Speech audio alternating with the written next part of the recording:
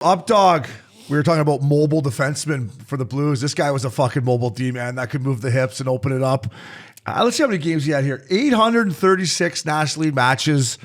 Doing great stuff for Altitude TV. Now I watch him, Kyle Keefe, and the boys. They do a great job in Denver. Johnny Michael Liles. Johnny, thanks for joining Missin Curfew. Thanks a lot for having me, fellas. Excited to be here. We broke out the golf tarps from Grayson because we know you're a stick. So we figured, hey, we got Johnny coming on. Phil just won the PGA. Let's break out the Grayson golf shirts. I like it. They look solid. What did you think of the? Let's start with some golf, Johnny. What did you think of first of all that ocean course, the first 2 days when it was blowing, and then just what Phil did at 50? Wow, man, that course, I've played it before, and it's unbelievable. When the wind blows, that thing is so tough. I can't even imagine playing it as far back as those guys did. But seeing Phil win was pretty special. A lot like Tiger winning the Masters a few years ago. I did have money on Koepka, so I was rooting hard for him. So I, kind of push it a little bit against Phil, but to see him win like that was pretty amazing. I mean, just he said it, man. Hit bombs. Can't win on that course without hitting bombs. It's nice to see a couple old timers just picking. Now that we're like, we're a couple veteran guys ourselves. Yeah. It's nice to see an old timer just step up and take on the kids and just bombing around. Yeah, that course looked sick though. It looked like Whistling Straits to me. Johnny, so you played it. So the first 2 days, Johnny, when I watched it, I was like, I want no part of ever playing this course. And then on Saturday when it wasn't quite as windy, I was like, oh, it looks somewhat enjoyable out there. But when it's blowing there, it must be impossible. I played 2 rounds there. So Mike Komisarek and I were playing in Carolina, and after the season, we went down there and went to Charleston for a few nights and played the course. And I think we had like 9 holes where it wasn't blowing, and then we had 27 where it was just it was howling, and it does. I mean, you're either downwind or you're just dead into the teeth. And man, the crazy thing about that course, there's like 3 or 4 different types of poisonous snakes on that course, and gators, and like you hit it into the long stuff, and the caddy's like, yeah, you just drop right here. Like they aren't even going and looking for it. I wanted no part of any of that stuff. So yeah, it was. It is, man. I mean, like some of those greens, I mean, you got 230-yard par 3s on just a turtle back, lightning fast green into the wind. And you're like, how does anybody put it on this thing? That's just the caddy's way of having a bunch of hackers with them. And they're like, we're not looking for these guys' balls all day. Let's just tell them there's a bunch of poisonous snakes in the fucking. They're like, not a chance I'm going in that fucking lake again to look for your ball, bro. Our boy Lupul would be in one, Johnny, because he plays at Shady Canyon out here, and they got rattlers all over the place. And we'd be like, Loops, you don't want to go in there. Brandon Steele would always be like, kind of a snaky lie in there. So Loops would be down there fucking looking for his ball in the Gators. I wouldn't go in there looking for my ball either. Fuck that. Speaking of Loops, we go way back. Loops play with Johnny. We're in Toronto, right, Johnny? Yeah. We had 2.5 years together in Toronto. Lucky you. To see the Lupul do his work in TO during that time must have been something special. It was fun to watch, both on and off the ice.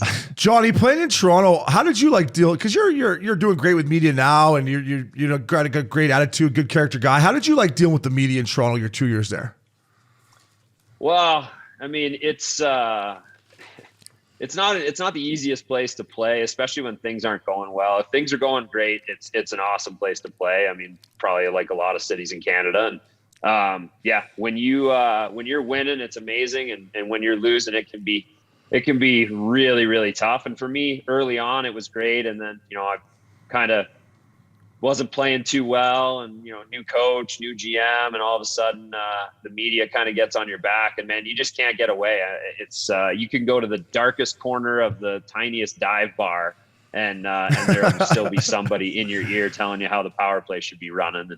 And that's my summary of how it is playing in Toronto for sure. You got Randy Carlisle is what happened. Oh, fucking Randy. I hate that guy. Right? Yeah. I'm looking up 2011-12 roster, and it's 2 head coaches, Ron Wilson, who I hear was great. Loops loved Ron Wilson. Awesome. And then another head coach, Randy Carlisle, and I'm like, he got Carlisle. Hey, Johnny, you make a great point by of a little hole in the wall bar, because I grew up outside Toronto, so I never went in the city a whole lot growing up. But when I would go back to see Loops, I remember after like his second or third year, he took me to a couple of these like little fucking grungy bars. I'm like, what are we doing here? He's like, buddy, trust me, after 2-3 years in Toronto, this is where you come to have some peace and quiet. Go. Yeah. So my first month in Toronto, I think we started out pretty hot, and I think we were like, 8-2 or 7-3, and we lost to Boston and to go to like whatever 8-3. And I just remember it was a tough game, and I was like, I just want to go have beers and not talk to anybody. And I went to like the smallest little hole in the wall. There's like 4 people in the bar, and I went to the corner. I was just sitting having beers, and some guy came over and wanted to talk about the power play. And I'm like, dude, we're 8-3 right now. Come on, get out of here. PP's humming, bud. PP's humming. Don't worry about it. Hey, it's so easy to turn into a hipster when you're playing hockey, like in Toronto, because none of the hipsters in their bars are going to talk hockey. I'm telling you. I'm going to go listen to punk rock music right now. I'm going to just not be like a guy to go to Cactus Club ever again, although the girls are so hot. Yeah. I'm just going to I'm going to go full hipster, skinny jeans and Vans. I'm good. That's the bars we were going to Lupul near the end of his career in Toronto. So Soho House. You just go to the Soho House. I think Nobody that's cares about hockey. I think and you're not allowed to have your phone. Yeah, it's perfect. Yeah. I think that's Johnny where he went once he got. That's why I think he got a membership there, right? Because he was like, Soul House, nobody cares about hockey. Mm-hmm. John, I was going to ask, because we sit here and we talk Victor Hedman as the best defenseman in the league, but this Cale Makar on Colorado is making a name for himself. Do you think he has a chance at winning the Norris within the next couple of years, if not this year? I said beginning of the year, if Cale Makar doesn't win a Norris in the next 3 years, I'd be shocked. I just what he does on the ice with his skating and the way he walks the blue line, but he doesn't sacrifice his defensive play. I mean, he's not maybe he doesn't run guys over all the time, but he's still more physical than people give him credit for, and so he can throw hits and play solid defense. He breaks the puck out so well. I mean, Victor Hedman is he's all world and obviously one of the top 2 or 3 defensemen in the league year in and year out. But I think Cale Makar brings so much to the table and should win a Norris within the next couple of years, to be honest. Yeah, I always say winning a Norris isn't just about what you do offensively as a D-man. It's the best defenseman in the league. So you need to do both. Carlson, in his heyday, and that was Johnny during our prime. Yeah, he could walk the line and he could skate and he could do it back and forth, but he was a liability in his own zone. But who cares? He would get 85 points. Yeah. Brent Burns, I mean, he's a little more comparable to Makar because he's big, he hits, he does it all. He actually plays like a forward most of the time. But Makar is just every day the guy you watch, the most exciting guy that plays the defensive position, and he does it so well. And our boy Mark Prince, who does our Instagram and stuff, had him with the Brooks Bandits back in junior and said that this kid back then was doing it then and was a good kid. So I always love to hear, that the kid's a good kid. Yeah. Great kid, great personality, super humble, competes on the ice each and every night. I was texting with Chris Versteeg last week, and he said he's like, honestly, he's like Connor McDavid of defensemen, just the way he skates and the way he moves the puck. And Tyler Bozak told me last summer, he's like, honestly, I think Cale Makar might be the best D-man in the league. He's like, the way that he breaks the puck out, like if you're on him going in on the forecheck, he pulls away within like 2 strides of everyone. And that's guys that can skate and guys that, know how to forecheck and aren't giving up angles or anything. And he's just what he does in both, all over the ice, 200 feet. I just think he's a special player, and especially they got him number 4 in the draft. That's wild. And Johnny, like you were a great offensive defenseman, a guy who could carry the puck out. When I watch Makar, man, the way he opens his hips, and when you get it D to D, right, and you got to take it that way, like he opens his hips and he's past that forechecker, and the whole ice is open not only for him but everybody else on the ice. It is, and Rycroft and Kiefer break that down all the time in between periods, and it's just fun to watch when they slow it down and do the supermo and things like that, because it does show you just how the flexibility, 1, but 2, the edge work that he's able to achieve and pull away from guys and maneuver around guys. It's really, really impressive. And I've everybody I've talked to had said that he's done it for a long, long time. And now is just, his body's catching up. He's becoming a man. He's getting stronger, and it's going to be scary because he's only 21 years old.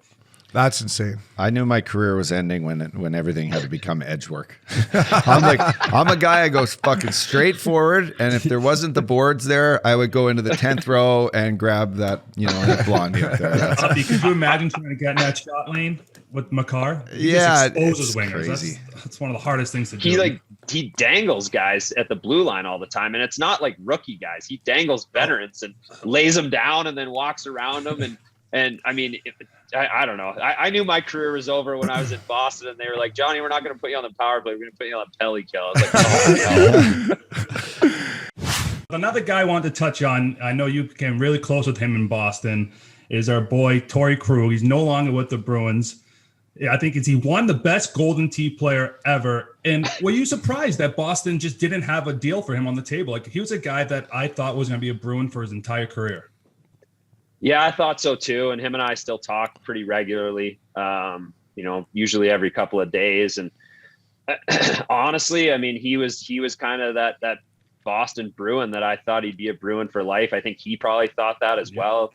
And I don't know. I mean, it's just in the salary cap era, especially with COVID and everything, and how the caps remain flat and teams have had to make tough decisions. And it just, it's one of those things that's kind of how it played out. I know he loves Boston, loved Boston. His wife loved Boston. It was weird seeing him in a Blues jersey this year, pretty regularly.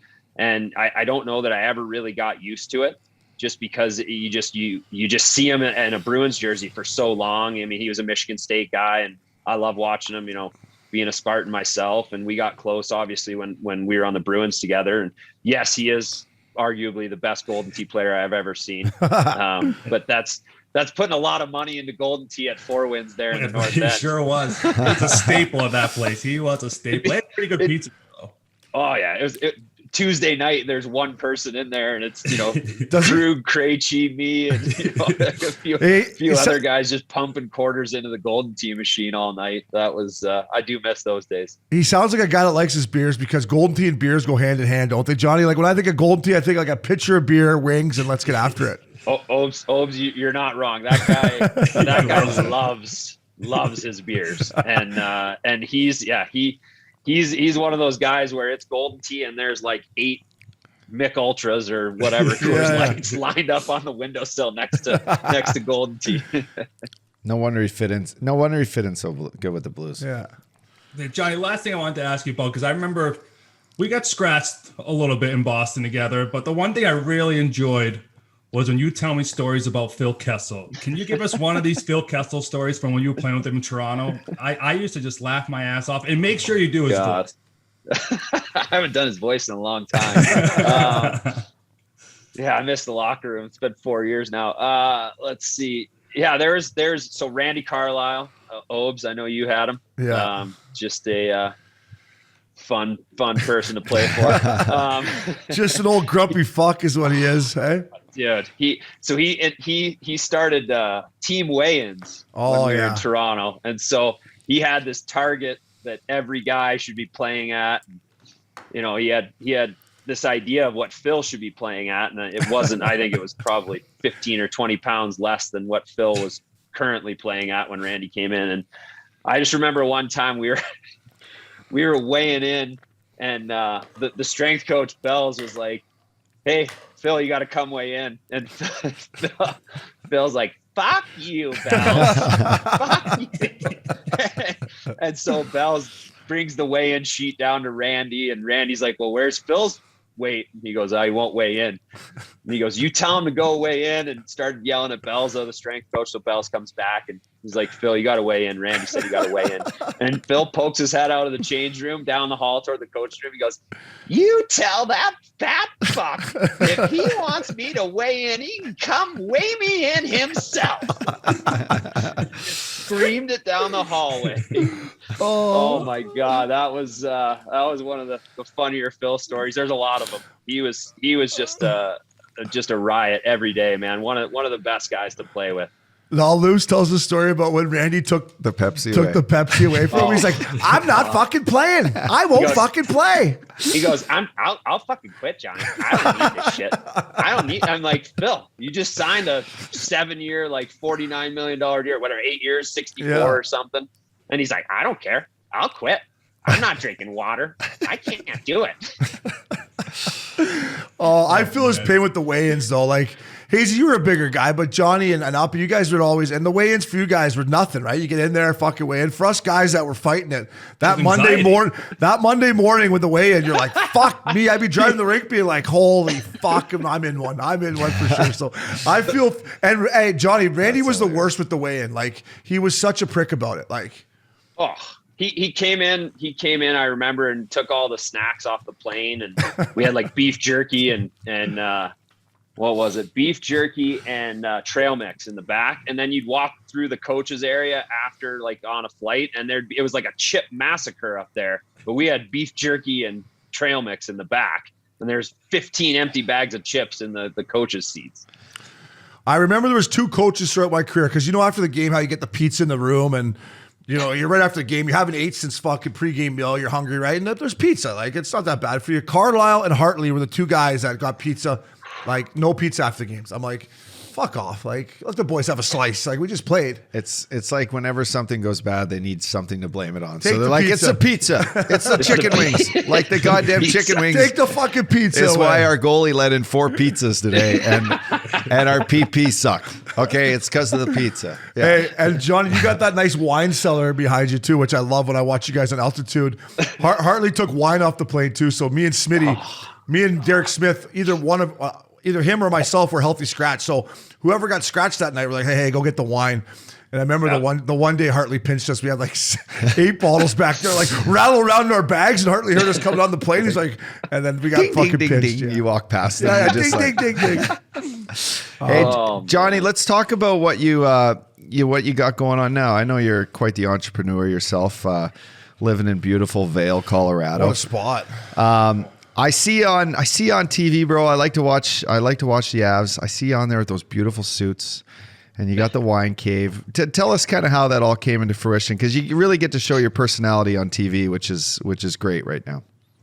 It's been a lot of fun. There hasn't been much that's good that's come of COVID, but this is kind of one of the fun things that's come of it. So obviously when COVID hit, they suspended the season, and we didn't kick back up until I think it was July. And so we started doing this, Altitude started doing this like sports social every day for a couple of hours. And they asked me to come on, and I don't know. I mean, I'm sitting at home and, got the kids, and, 5 o'clock turned to 4 o'clock, turned to 3 o'clock, turned to, hey, let's just have a glass of wine. And so the one day they're like, hey, do you want to come on? And I'm like, yeah, sure. Can I drink wine? And they're like, yeah, that sounds good. So I started coming on, and they started joking around, like putting my title as like wine connoisseur. And so then once games started kicking back up, we couldn't do enough. We couldn't do 3 of us in the studio anymore on set. And so they're like, hey, do you want to do it from home? And they would bring me in from home. And I'm like, can I keep drinking wine? And they go, yeah, let's do that.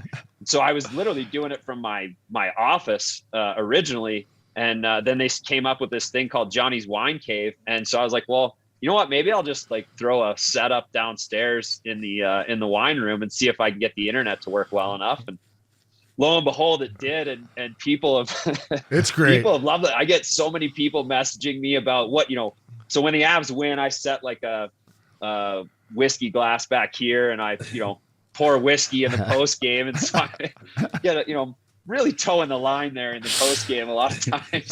And people are like, oh my God, what are you drinking tonight? And, what's in the glass? And it's become kind of a fun segment, and I don't do it every night. I'm doing real estate full time up here now. So it's a part-time thing for me on Altitude, but Riker and Keefe are hilarious. And they basically just rip on me nonstop about how my teeth have turned purple, and I'm can't put sentences together. And I mean, it's fun, man. People love it, and that's kind of where we're at in the world today. Where you got to have somebody broadcasting from home, and fortunately for me, it's kind of a fun little setup that I've got here. That's John, a lot. Sorry, but I just want to say that's a lot of wins to start off your career as a I know post what. game. I mean, they don't lose. They don't lose at home, so I'd be pinned too. I was You're just like, thinking how that. many post games do I have to sit here? I need to buy way more whiskey. This should be part of my, part of my salary. Crack that bottle we got you as a retirement gift. That Poppy Van Winkle, has that been opened yet? So you guys got me. The Bruins got me two bottles of Pappy, and it's funny. I had 2 bottles prior to that from Alex Steen with the Blues, and so I bought 2 through him.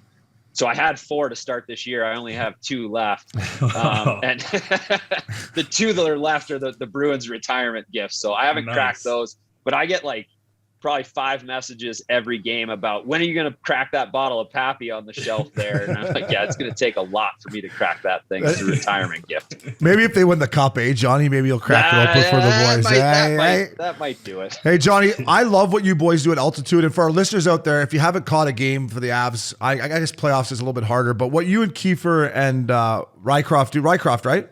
Yeah, Rycroft. Yeah, he's a beauty too. But let's talk about Kyle Keefe. Like, me and Uppy have talked a lot about TNT and ESPN getting deals down here in the States. Like, for me, Kyle Keefe, I'm not saying he wants to leave altitude, but I love that guy. And he would be perfect for like a guy to go to TNT and ESPN because he's cool, he's fun, and like he makes it enjoyable. Like when I would see Kiefer at the rink, man, I absolutely loved him. And then he would show up at the odd after party for me. But just how great is Kyle Keefe at his job, man? He's like exactly what hockey needs. He's unbelievable. He makes it fun. And listen, I didn't know what I was going to do when I retired. And so Altitude reached out and said, hey, would you be interested in doing, some part-time work? And Kiefer and I go back a long, long time. And he's been there since day one with Kroenke Sports, since they came in 95, 96. And so, Altitude, I think, started in 2000 or 2001, somewhere around there. And he's been with Kroenke Sports and or Altitude since day one. He lives and breathes the Avs. Lives and breathes hockey, being his co-host or whatever, an analyst, and he makes it, he's like Bergeron when you're on the ice as a defenseman. He makes it so easy and so much fun, and just the banter, and I mean, he's self-deprecating, he's smart, he's witty, he's unbelievable. I mean, for those of you that have never seen him, he's amazing. If you're ever having a bad day, just Google Penis McNabb on YouTube and him and Rycroft literally laugh in a post-game show for 40 minutes straight. Yeah. Because Kiefer dropped the wrong thing. He was trying to throw it to Peter McNabb and used the wrong word. And it was, I mean, that's how it is. If you're not laughing and having fun, then the people that watch aren't going to have fun either. And so, I can sit here and regurgitate stats all day long, but I want to make it fun for people. Kiefer wants to make it fun for people. And that's the beauty of working with Altitude. Like, what other place? I mean, Barry Melrose, tweeted something out the other day about me drinking wine on a post game, and he's like, "What's going on here at Altitude with the Avs broadcast? This guy's drinking wine." He's like, "I love it. I've never been able to do this," and that's kind of the atmosphere that they've been able to create, and I'm fortunate to be a part of it. Yeah, no, you guys are doing a great job there, and it's fun, and it's exactly what hockey needs, Johnny. Welcome back to Missin Curfew. Up dog. OB. Fuck, here we go. The man, the myth, the legend. I've been trying to get this guy on for a while. There's been a lot of crush. I know there's been a lot of chatter about this guy on the podcast. Our boy Fact Daddy Ryan O'Reilly. Thanks for joining us, Factor. My pleasure. It's an honor to be on. Yeah, there's been Factor. I've taken some heat. I know you don't really have social media, but I'm taking some heat from our listeners and Broadway and Hazy and Connolly back when we were working with him about, I'm always giving the Fact Daddy some love. I said, listen, guy's got sick style. He throws backhand sauce everywhere. Fuck, what am I not supposed to do? Not love the guy or what? You're like, I promise he's my buddy. I know the boys have been showing me. They've been the guys on the squad have been showing me like the tweets and stuff. It's hilarious. But, we're boys, I'm going to tell the story. So this is how I met the Fact Daddy. So I go to Denver. I sign a 1-year fucking deal. I'd take a little haircut. I was going there. I'm like, I don't know anyone. This team was fucking terrible last year. Like, what the fuck? So I come in the room, and I know who Ryan O'Reilly is, but I've never met him or whatever. So there's O'Reilly's stall, and he's obviously, of course, he's upstairs in the gym, right? So the music's on. A Factor comes down with this sick little flat brim hat on and fucking this side, like looking pretty juicy. I'm like, fuck, guy's got good style. And then finally I'm like, you know what, boys, can I play some tunes here? Because this music's fucking brutal. Like, oh yeah, go ahead. So I put on My Morning Jacket. And then I just look over and it's like bump, bump, bump, bump, bump, bump, bump. Victory dance. And I look over at fucking Fact Daddy. He's in the corner going bump, bump, bump, bump, bump, bump, bump, bump. mom like, hey, you want to grab lunch after practice or whatever? So that was when I was first like, Fact Daddy. I think we might have a lot in common here, fella. Yeah, that's where it all started. I think it was my morning jacket. I think once that came on, I think it became tight right from then. Yeah, it was just a time. Yeah, it is a time. And it's the first time I ever got to meet him too, was when you invited him to Bonnaroo. You're like, guys, the Fact Daddy is a man amongst his years, and he loves MMJ, and you should see this guy bounce around like a concert. So, you know, if we can add an extra guy, and we will make room for a guy like Ryan O'Reilly, no matter when, he's coming. So that was the first time I ever got to meet him. And it was, I mean, good times ever since. That Bonnaroo ruined me, I think, for festivals. I don't think I can ever go to like another one, like just that setup and that whole thing. It was like, the golf carts are set up. We had the smoke machine, the lights going, and they're just like right outside our bus. It was just. Well, yeah, but we also had entertainment because you were there, bro. So yeah, and then Fact Daddy brought the old 6-string with him and started strumming it after late night when we're sitting on our bus with Long. We had Longer on a couple of weeks ago, Fact Daddy, and he was talking about that. Like, you guys had the sickest setup. O'Reilly was playing the guitar. Like, the band would come hang out with us, certain guys. It was just like a little jam session. I remember Factor gave me, I can't play an instrument to save my life. So Factor gave me remember the little egg factor? That's like, you're like, here, just shake that. Just shake that. The little shaker. Oh, my God. The big man have any rhythm? Oh, yeah, he's got rhythm. Have you ever at the club? Yeah, totally. I was going to say, you ever seen him back in at a nightclub when he steps up on top of the couch and just gets moving? You're like, God damn, he still can move. The guy can still move. I can dance a bit. Fact Daddy, what's the last concert you went to before this whole COVID thing? We asked Longer the same question. Do you remember? I know it's been fucking a year now, but what was the last live show you saw? Oh my gosh. Do you even remember? That's a good question. I'm trying to think. I probably know which one it is, actually. Unless you watch one during the season, which I don't know if you're... I like to watch shows during the season, but yeah. After we watched our Red Rocks My Morning Jacket, you went to see him in New York. Yeah. I saw him, back-to-back. Played, I think it was at Port Chester, and then that's right. Then they played at this like the tennis venue somewhere Forest in New York. Hills, Forest Hill Stadium. I just remember Forest Hill, and that was incredible. Are you? That was that show. It was unbelievable too, because both nights they didn't play the same track twice. So it was just like it was just unbelievable. Fact Daddy, are you a guy that likes to go see a show on a night off, like, you know, when you're on the road, if you grab a couple teammates? I always tell the story. I was in St. Louis one time, and I had like 6 tickets to see one of your favorite bands. Not Fleet Foxes. Holy fuck. Fleet Foxes are sick though. Yeah, no, it's Charlie Boy. Who's Charlie Boy? Oh, the Lumineers. The Lumineers. So I'm so sorry. So I'm in St. Louis. Factor could be in the Lumineers. I know. Look at him. Damn right he should be. It's like, you need a guy? Yeah. So I go to this show in St. Louis. It wasn't at Enterprise Center. It was at the St. Louis University Stadium. You drive by it every day coming in from Clayton. So no one will go with me. We had a game the next day, but I'm like, guys, this Lumineers band's sick. I know they only have one album. They've been around for like a couple months, but like, we'll go have a good time. It's chill. So I go solo. No one will come. I have 5 backstage passes that Joey Scaleri gave me from Live Nation. So I go downstairs before the show. I see them all harmonizing before I go up to my seat. I'm sitting there. I'm like, hey boys, look what you're missing. Of course, rub it in a bit. And I go up and I sit in like the VIP family section, and I sit next to Shattenkirk. So he was playing for the Blues at the time.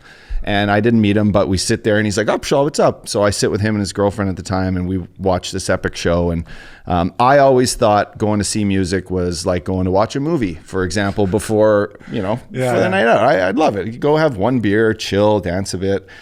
Totally. Get back and feel good. So Fact Daddy, remember? So Fact Daddy, he's in a holdout. So Fact Daddy's playing over in Russia, right? And they do his offer sheet. So he comes back. He lands in Denver. He's like, he doesn't have a place. I'm like, yo, you're staying with me. He lands. He's like, I'm like, we got Passion Pit tonight, bro. I got 2 tickets for Passion Pit. He's like, oh man, you really think I should go to Passion Pit? Like, I haven't played all year here. I'm like, we're going to fucking Passion Pit, bro. You remember that, Fact Daddy? Oh my gosh, I know. Just fresh off a holdout, come in, and he's like, "Yep, got tickets to Passion Pit. We're going." I'm like, I can't. Like, this is the first second back in the city that I'm back at a concert already. I was just like, oh my gosh, but it was a hell of a show, that's for sure. I'm like, Fact, you gotta get legs going anyway. It's a long flight. Passion Pit will get you moving. You'll feel better tomorrow in practice. He makes a good point. Hey, Fact Daddy, our a girl we all know, Jill Limpson, who's done some work for us. She actually reached out to me the other day asking about you, and she asked me, who gave you the nickname Factor? Now, I gave you the nickname Fact Daddy, and I didn't have the answer for her. So for us and our listeners, who did give you the nickname? Because I know your family called you Snook. Who called you Factor? Yeah, I think it was either John Michael Liles or Paul Stas. Oh, what a great guy. It was, I think, those guys, because Bill O'Reilly's TV show, The O'Reilly Factor, they started, that's just how it started, I guess, and they started calling me the Factor, and then obviously you got a hold of it. You just give this guy a hold of something, he'll turn it into. Yeah, I think it was those guys. I think they, those two, way back. It was probably like my first or second year, they started calling me the Factor, and then it just took off. Yeah, and then I was just like, and another thing I liked in Denver, anytime Factor would score, it'd be like, O'Reilly. Every time he'd snipe in Denver, it was sick. Did you see that I sent Factor the Missin Curfew clip. Overtime goal? Fucking stick on puck, Fact Daddy style, best stick in the league. Yeah. You actually picked my pocket the one year at Calgary. You heard my D partner's like, hey, I'm going D to D behind the net. I'm like, Factor looks at me, he's like, sorry, bud. But anyways, I'm going to cut you off. At the time I tried to pick his stick up, I high sticked him, cut him for 10. Yeah, Factor has a little more stick control than you out there, fella. Whoops. But man, Factor brought back good memories. I remember you scored with 4 seconds left. The barn was actually rocking in Colorado that night for whatever reason, and I remember we had a few JMOs after that. You were first in the pile. Yeah. Weren't you? I was fired up. That was the video. Let's go. Where are we going, bud? I'll meet you at Spill. Broadway, what do you got for the Fact Daddy? Well, we as we know, O'Brien raves about you, but the one thing he always raves about is how hard you work. And I just want to talk about what you do for the off-season workouts. I saw those clips during the playoffs of your training. Is your dad the one training you? Yeah, I do a lot of work with him, but it's with my dad. It's mainly like I kind of have, I guess a program kind of developed, for like lifting and certain stuff like that. With my dad, it's a lot more like hand-eye training and kind of working on like, I guess like the mental side of it. But my dad, Coach Bry, he's very different. A lot of his stuff, and his big thing is obviously as I get older is keeping my hand-eye sharp and all those things. So we get pretty creative with a lot of stuff. And yeah, I was gonna say, it seems like your workouts are all based around balance. Like, are you a guy that's lifting lots of weights, or are you kind of on like that TB12 type deal thing, taking care of the core and kind of focusing on that aspect of it? Yeah, as I'm kind of, starting to get older, it's transitioned more, and it's not as much, lifting. It's a lot more of, like I said, the core, staying flexible, and kind of with my dad, he's kind of always pushing me in different ways, different directions to do different things. But again, his stuff is a lot of stuff on balance beams, a lot of stuff with your breath, learning how to breathe properly and kind of lower your center of gravity and be in control at kind of all times. But it's a lot of different stuff, but it's good. It's always, it's always something new. Yeah. And the moment I get comfortable with something, he changes it, finds something away, or asks me, how can we make this more difficult and such like that. But, he's a huge reason why I think I've been able, my brother and I have been able to make a living from playing hockey just from having him. Yeah, it's really impressive stuff that you're doing. And I think that's what like Duncan Keefe just touched on it, the breathing. I think that's an underrated thing for a lot of these players. And hopefully you see some guys starting to trend toward that way. Yeah, like, the biggest thing about it, when you focus on your breathing, this is what my dad taught me at a young age. When you focus on your breathing, you're automatically engaging yourself into what you're doing. There's nothing more present than your breath. So, that's something he always drilled into us, breathing through a face-off, breathing through, a shot, breathing in recovery, like all these things that, constantly just training it, which helps. And, as hockey players, sometimes you get caught in these things. You're just overthinking all the time, trying to think the game out, where, when I'm playing my best, it comes from the way I engage, how intense I am just on each single battle, how, I'm playing and my ego is not attached to anything. It's all just kind of figuring it out. As the challenges arise, you just attack them, and there's no kind of, there's no thought involved. It's just engaging and playing from that. So it's a pretty important thing that, for myself, is helped me so much. Yeah, you got to love Coach Bry. I remember Coach Bry, first time I met him, we had dinner at Fat Daddy in Denver there. He's like, when I say pink elephant, what do you think? I'm like, fuck Coach Bry, I think pink elephant. He's like, exactly. I'm like, hey, okay, I get it. I get what you're saying. It's all about mental, buddy. It's all about mental. Fact Daddy, I do always talk about how hard you work, but I've kind of said this slogan for you. I don't know if you would agree with it or not, but I said the thing you can say about the Fact Daddy, all right, is he will be the last guy at the bar. But he will also be the last guy off the fucking ice, the last guy out of the gym, and the last guy to leave the fucking building. So I was always like, I was older than you, but when I played with you in Denver that year, I remember times like leaving the bar and being like, and you're still on the ice doing your thing. I'm like, yo, Fact, are we going to get lunch or what the fuck's going on here? You're like, no. So I'm like, I'll see you at dinner time. So I remember Panger came on NHL Network with me and was talking about this year, you taking the power play guys out after practice and working on the power play. It's just something you've always had in you. In fact, Daddy, you love being out there. You love doing the little things and you love the game. Yeah, I do. I think, I think with the game, you realize that you can't play forever. And, for myself, I want to, squeeze the life out of it as long as I can and be there and have the biggest impact. And for, training wise, again, it comes back to my dad, but, he always said, the days you feel the worst are the days you should probably spend the most work. You should, do the most things. So it kind of, it's kind of like a rule kind of had to myself, the harder I'm going to go off the ice, the harder I'm going to go on kind of thing. Yeah. No, you were, man. Yeah, we went pretty hard there for a bit. So I was on the ice a little extra that year, that's for sure. But the most hungover I ever was in my career, and there was a lot of fucking times I was hung cheese, and you'd think it was like a night out in New York or out in LA. No. One day, me and Fact Daddy, it was like a Sunday in Denver. And I text the Fact Dad. I'm like, yo, what are you doing, buddy? He's like, just chilling. I'm like, you want to go grab one? Let's go grab one. He's like, all right, we'll go grab one. So we go down and we sit down the first place on Market. And I'm like, let's have a fucking JMO. So I fucking shirt and shit. We just started going to every place on Market Street, drinking straight Jameson. And the next day, I'm at the Pepsi Center and I'm doing the old 2-on-2 or whatever. And I got the one eye Fact Daddy. And I was like, that day just snuck up on the boys. Like I didn't even mean to get pinned, but we just started drinking a JMO. That's when you tell your D partner, do not pass me this puck. I'm all like, right. Hey, and boys, Fact Daddy, I passed the puck hard, so boys were like trying to get payback at me. I'm like, boys, today's not the day. Today is not the fucking day. Just slide them over nice and easy. Fact Daddy, can you explain hockey now as a father of two, like, and what the difference is than just showing up a little hungover maybe to practice, but now the challenges. I always thought like the guys who have kids at home and who can show up to the rink and give it their all and go home. I have a baby now too. So does Jimmy.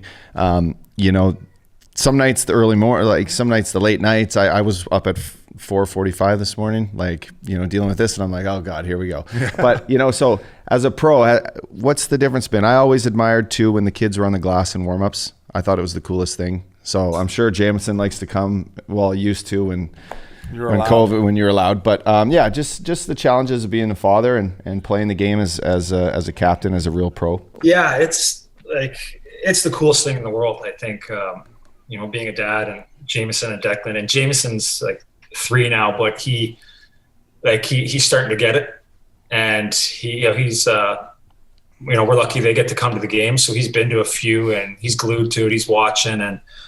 It's funny. He's talking to me about the game, and he's telling me to score a goal, and don't pass to the white team, and he's getting to that age now where he's getting it. And it's fun for me just to be able to have that interaction, and it's to be able to share that with him, and I hope I can keep playing, and my boys can remember me playing, and be able to be in the locker room again and be around the guys. I think it could be.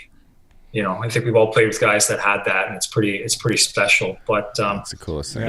Training wise and during the season, I find, being a dad, you have to be way more efficient with the way you train. Like you don't get those, you don't get 2 hours, 2-3 hours. You got to go home and be a dad, and so it's you kind of grow up in a way, but your time is used so much more wisely. There's not a lot of wasting time doing things. You go, you get what you need, you do what you have to do, and then it's home to being a dad, which is so much fun and challenging at times, but still it's you guys know it's cool. There's nothing like coming home and seeing a little piece of you and them figuring life out. It's the best. I had Uncle Obi over yesterday, actually. Yeah, I got a crush on Uppy's little girl. Came over. She just stares in Obi's eyes. He holds her up. She's 6'4" now, and she loves it. You know what? I feel like we're pretty tight. You know, we've been on 2 private planes together. We've been to Maui together. I feel me and Izzy. You know, we got a connection. She's right? living. We don't like flying commercial. Me and Izzy, right? We like to fly private. And fuck, we like to go to Discovery projects and drink for free, right, Izzy? True. But no, that's true. To Uppy, I mean, the fact that but you're a great father, and obviously when I first heard you're having Jameson, I'm like, what'd you name him? You're like, Jameson. I'm like, fuck, what a name. Yeah. What a fucking name. Right. Like, I would have just never thought of that. But to see Uppy with his little girl, it's just like, it's pretty impressive, because when Updog told me he was first having a kid, Fact Daddy, I was like, fuck off. Like, come on. But I couldn't imagine having them go to the rink with that kind of stuff and watching you play. It's the one thing that we missed out in Updog. So, Totally. Yeah. Totally. Fact Daddy, we got to ask you about this guy. You know him, Larry Flowers, because of the Updog.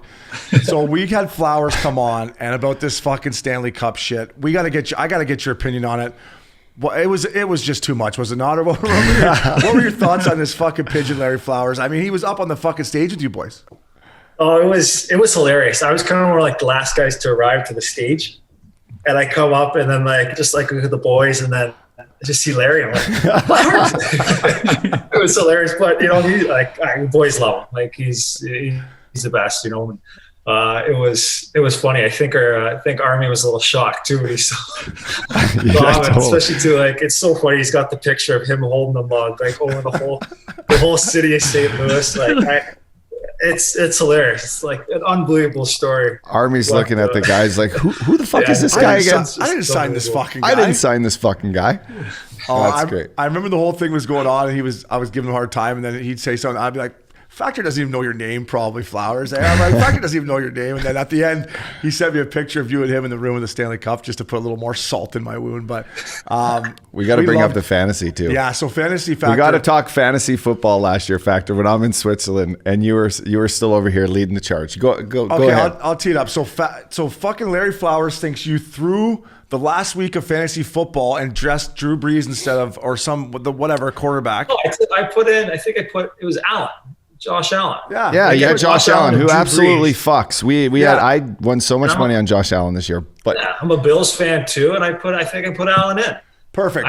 So you know what? There's not even a fucking debate. So anyways, to Flowers is dumb. I'm like, first of all, fucking Ryan O'Reilly would not throw a fantasy fucking football game. And like, there's not a method behind his madness. And you just told us what the fucking reasoning was, so we can finally put it to bed. Yeah, so I played him in the last week. Yeah, and I needed to win to get in or something. And Fact Daddy was already leading the league. Yeah. So anyway, he does what he does to his team.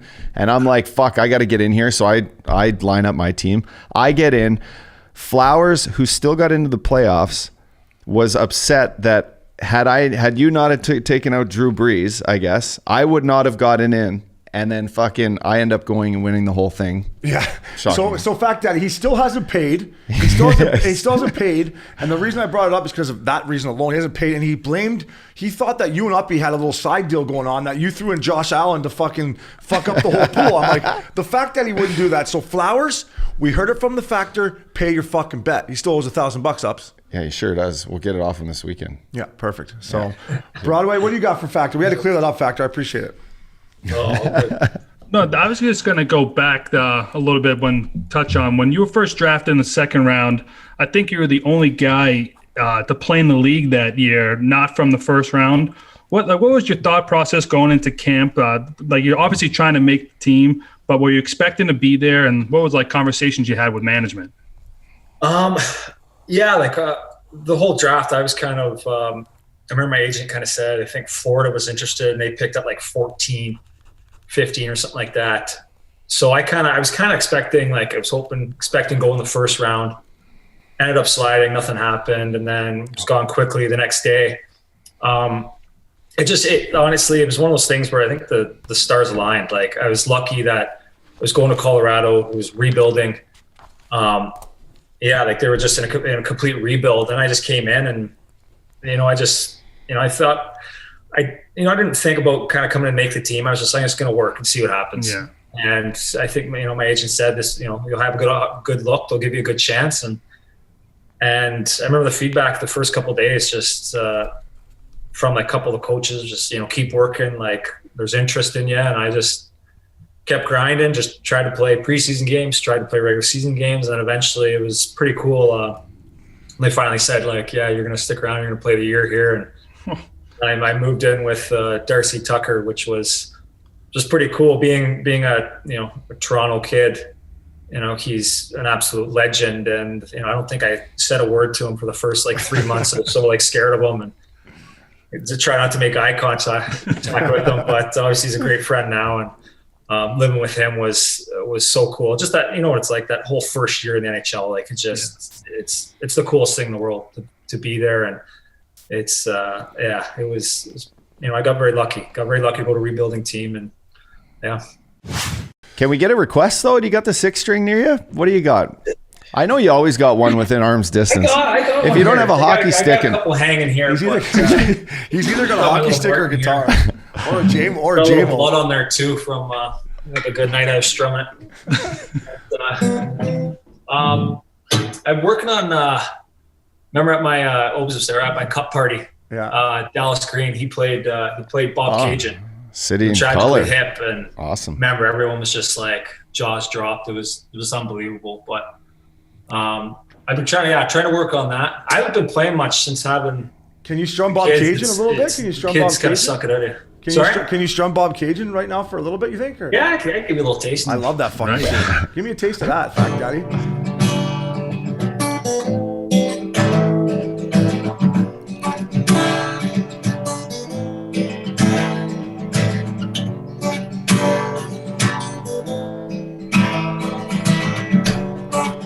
Missin Curfew first. I would sing, but I haven't been singing in a while. So that was a Missin Curfew first, Fact Daddy. No, that was, and speaking of his cup party, me and the big guy, we fly in for it. And the Fact Daddy, I'll give this guy, you fucking met everybody in your hometown. You shook hands. You did all the right thing. You showed up to the actual party in a helicopter, which was a National Leaguer move. And then, he's got all the hardware. He's got the fucking Stanley Cup, the Conn Smythe, the Western Conference. You won the Sakic or something. Didn't you, Lady Bing too? You had fucking more hardware there. I was gonna steal one for the night. Factor. I'm taking the Lady Bing for the night. Thanks, fella. But then he got up there and played his guitar. I was like, fuck, this is next level. So I appreciate the invite. That was a fun Stanley Cup party, Fact Daddy. Yeah, it was nice. We drank some nice stuff out of that mug too, which was pretty good. Fuck. So yeah. So I chirp Larry Flowers, but anyways, so I bring I actually only brought a bottle of Black Label, but somebody gave Fact Daddy a bottle of Blue Label. So Fact Daddy pulls us back in the back room. He's like, "Come here, boys, bring the cup back here." I'm like, yeah. He's like, opens up the Blue Label, puts it in the mug. I'm like, fuck it, I'm having a sip of that, Fact Daddy. I'm like, let me go. And boom, it tasted so good coming out of that thing. It was a good night. Yeah, it was. I got to jump on the Vegas train with you guys to go down and say hi to you and congratulate you all on the cup party. That was pretty special for me. But yep, you've done a hell of a job in St. Louis, brother. And from Missin Curfew here, we thanks for coming on and sharing some stories and laughs with the boys. It's been a long awaited time, but yeah, you're a legend, pal. Yeah, Fact Daddy, thank you, buddy. We love you. Go get that mug. We want you for it. And we got some scratch on it too. So go out there and get that mug. And buddy, whenever we can go to a live concert, I hope it's sooner or later. Let's make that happen, fella, and have a couple JMOs. Yeah. I appreciate it, boys. Hopefully I can get into the studio with you at some point too. But I love what you guys are doing. It's awesome. Boys love it. Feedback's great. So appreciate you having me on. All right, Fact Daddy. Stay healthy. Good luck. Say hi to the family for me, buddy. You're the man.